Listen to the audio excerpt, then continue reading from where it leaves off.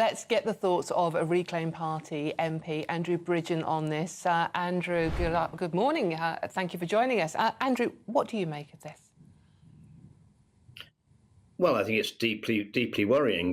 Thank goodness we've got the example of Nigel Farage, a man who's got a platform and is not a shrinking violet. I just worry about who has actually had their bank account taken off them for the same sort of reasons, who didn't have Nigel Farage's profile. And it's all right for the public saying, well, I don't agree with what Nigel says. He's, like many of us, a bit of a Marmite politician. But we either stick up for Nigel or they'll be coming for us next. There's no doubt about it. And I think it's deeply worrying. It's more than just Alison Rose, the whole board at NatWest. Yeah. It's wider than that, because when Nigel says that he's applied to 10 other banks and was refused an account, that makes you think it's a systemic across the industry blacklisting, which is even more worrying. You're a contentious figure, Andrew. You're an MP. You've been an MP for a long time. You speak your mind. You've backed Brexit. Are you tempted to find out what your bank thinks privately about you? Are you tempted to seek one of those documents? 40 pages there were on Nigel Farage. There might be 55 pages on you, Andrew.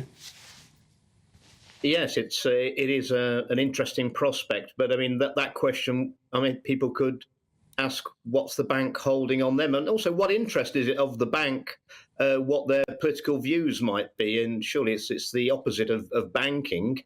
But I think that gives you an indication of the people who've got power over the banks, and we're looking across the whole of industry, big business.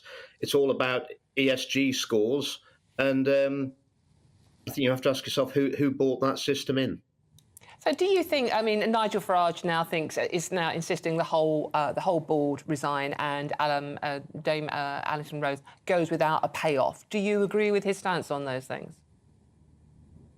Well, it's easy to make those comments. Obviously, there are legal contracts in position for employees of large companies, and I'm sure the lawyers will enjoy earning money arguing over it. But the principle is, I don't think the responsibility ends with Alison Rose. Who else knew what? Certainly the chairman's got questions to answer. But as I stated earlier, when Nigel can't get a bank account at any other bank, that looks more like a systemic blacklisting, which is even more frightening than the situation we're seeing now. Do you think it's because he was the high priest of Brexit, Andrew? Do you think that's what's the real issue here? We cannot get away from Brexit, whether you supported it or not. That's why the bank took a great dislike to him. And what business of the bank was it to take a position on Nigel's views or anybody's views on Brexit, immigration or anything else? It's none of their business whatsoever.